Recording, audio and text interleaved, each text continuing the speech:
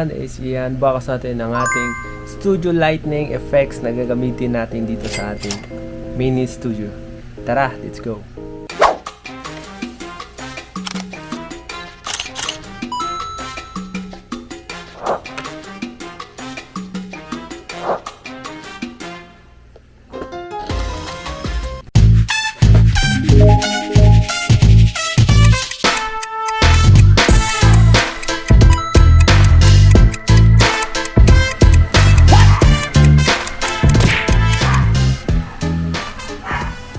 So ito yung in-order natin na studio light na magdadagdag ng ilaw sa ating studio. Nakikita nyo yung pagkaiba ng ating lightning effects.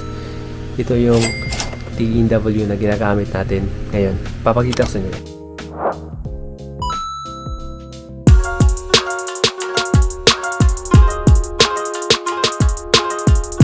So susubukan natin yung tatlong ilaw ng TNW studio light. 1 So yun guys, yun ang tatlong kulay na pwede nyo gamitin dito sa studio light.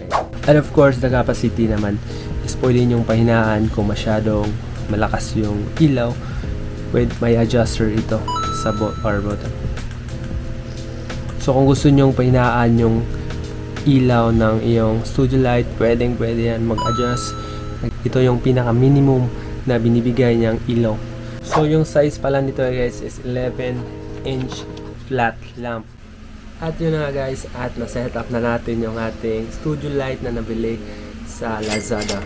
So kung gusto nyo bumili ng ganitong studio light, nasa description below lang yung ating link sa item na ito.